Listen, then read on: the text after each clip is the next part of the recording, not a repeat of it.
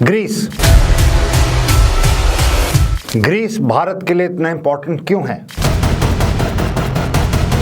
Greece इतना limelight में कैसे आ रहा है और इसकी क्या इंपॉर्टेंस है जियोपॉलिटिक्स में? ग्रीस हमारे लिए क्या मतलब रखता है? आइए जानते हैं ये और बहुत कुछ। मैं एयर मार्शल संजीव कपूर आपको अभी आगे लेके चलता हूं इस जर्नी पे बताने के लिए कि क्यों ग्रीक डिफेंस चीफ जो भारत में फरवरी 2023 में आए, उन्होंने क्या समझौते किए। General Manoj Pande army chief जुलाई 2023 में ग्रीस गए। हमारे एयर चीफ 2022 में air chief marshal V R. Chaudhari Greece गए। ग्रीस हमारे लिए बहुत ही इम्पोर्टेंट देश बन चुका है। अभी ग्रीस की जो लोकेशन है वो बहुत ही स्ट्रेटेजिक है। अगर आप मैप पे देखें तो ग्रीस अफ्रीका के साथ सटा हुआ है, सेंट्रल एशिया के साथ लगा हुआ है, ये तुर्की के साथ लगा हुआ है और ये एक गेटवे है यूरोप के लिए, भारत के लिए। तो ग्रीस के संबंध हिस्टोरिकली तुर्की के साथ कभी भी अच्छे नहीं रहे। भारत ने ये चीज़ रियलाइज़ की और हमारे विदेश मंत्री 2021 में जयशंकर जी ग्रीस गए। उसके बाद 2022 में उनके विदेश मंत्री भारत आए। बट टर्निंग पॉइंट आया जब हमारे प्रधानमंत्री 40 साल के बाद ग्रीस गए और उन्होंने वहाँ एक स्ट्रेटेजिक पार्टनरशिप की सिग्नेचर की 2023 में, और 2024 में ग्रीस के प्रधानमंत्री भारत आए। उसके बाद से जो एक्टिविटी बढ़ी है हमारे दोनों देशों में, चाहे वो ट्रेड के ऊपर हो, चाहे वो पार्टनरशिप सिक्योरिटी के ऊपर हो, चाहे वो टेररिज्म के ऊपर हो, चाहे वो डिफेंस एक्सप्लोरेशन पे हो, चाहे वो स्पेस कॉपरेशन पे हो, ये बढ़ती जा रही है दिन प्रतिदिन।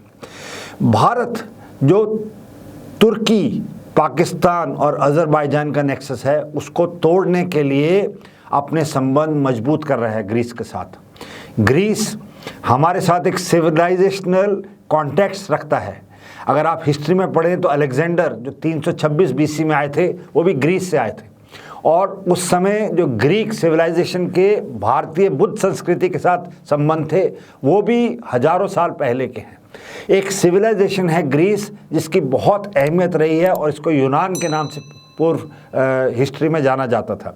ये एक ब्रिज है एशिया, मिडिल ईस्ट और यूरोप के बीच में। जो चाइनीज प्रेजेंस है इस वक्त वो ईस्टर्न मेडिटेरेनियन में बढ़ती जा रही है। तो भारत ने ग्रीस को ये मौका दिया है कि आप हमारी मदद से अपने शिपिंग इंडस्ट्री, पोर्ट्स, हार्बर्स को डेवलप कीजिए, और भारत इस काम में जुट गया है। भारत ने अपने आकाश, ब्रह्मोस और बाकी सरफेस टू एयर वेपन्स उनको प्रोवाइड करना स्टार्ट कर दिए हैं। ग्रीस एक ऐसा देश है जिन्होंने 24 रफेल अभी फ्रांस से खरीदे हैं।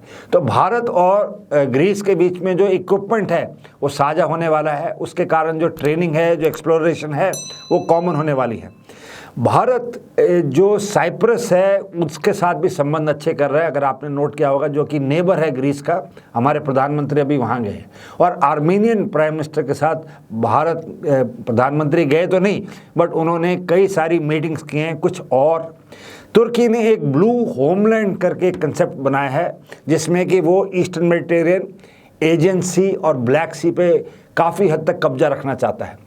भारत उसको तोड़ना चाहता है और ग्रीक भारत के सपोर्ट में खड़ा है यूनाइटेड नेशंस की परमानेंट सीट के लिए। और इंडो पैसिफिक में जो साउथ चाइना सी में चीन का दबदबा है उसको कहीं ना कहीं ख़त्म करने के लिए हमारी मदद कर रहा है।